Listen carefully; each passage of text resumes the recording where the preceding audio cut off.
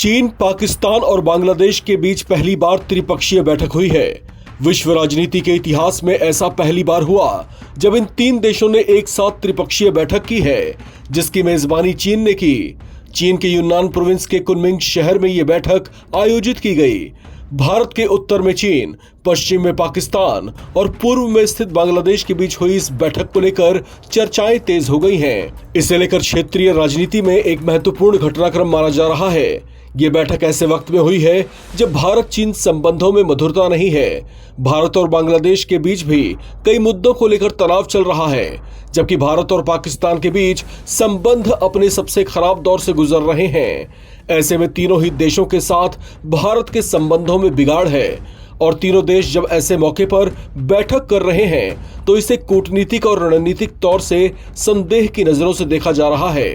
इस बैठक में चीन के उप विदेश मंत्री सुन वेईदोंग, बांग्लादेश के कार्यवाहक विदेश सचिव रुहुल आलम सिद्दीकी, पाकिस्तान के एशिया प्रांत विभाग के एडिशनल सेक्रेटरी इमरान अहमद सिद्दीकी और पाकिस्तान की विदेश सचिव अमना बलोच शामिल हुए।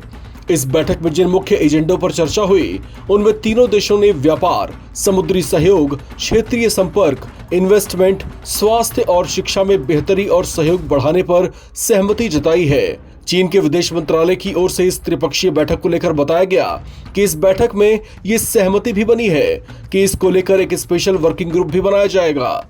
इस बैठक को लेकर चीन ने यह स्पष्ट भी किया कि तीनों देशों के इस आपसी सहयोग को किसी अन्य देश के खिलाफ न समझा जाए।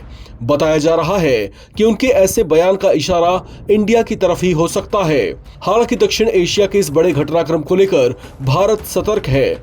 इसे रणनीतिक तौर से महत्वपूर्ण भी माना जा रहा है, क्योंकि मौजूदा दौर में बांग्लादेश में शेख हसीना सरकार के तख्तापलट और मोहम्मद यूनिस के सत्ता में आने के बाद उसका नजरिया भारत को लेकर नकारात्मक दिखा है।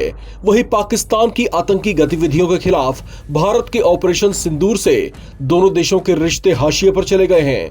वहीं सीमा विवाद को लेकर चीन के साथ भारत के संबंध बेहतर नहीं है। कूटनीतिक स्तर पर तीनों ही देशों के साथ भारत के संबंध तनावपूर्ण हैं। इस त्रिपक्षीय तनाव के चलते चिंता वाली जो बात है वो ये है कि इसे भारत की नेबर्स फर्स्ट वाली पॉलिसी के सामने सीधी चुनौती माना जा रहा है। आशंका इस बात की भी है कि ये तीनों संगठित तौर से भविष्य में भारत के खिलाफ बड़े कदम उठा सकते हैं।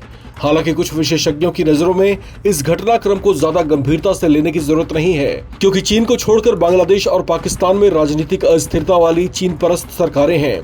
बांग्लादेश की यूनिस सरकार की पॉपुलैरिटी घटी है, उसे सत्ता तक लाने वाले इनसे तंग हो चुके हैं।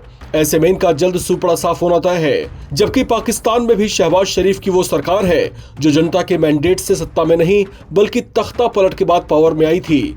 अगले चुनाव में इनका भी सुपड़ा साफ माना जा रहा है। बांग्लादेश और पाकिस्तान की मौजूदा सरकारें चीन के बहकावे में हैं। ऐसे में वहां पर सत्ता परिवर्तन के बाद कूटनीतिक हालात बदलने की संभावनाओं से इनकार नहीं किया जा सकता। इस खबर में फिलहाल इतना ही। बाकी अपडेट्स के लिए आप बने रहें NBT ऑनलाइन के साथ।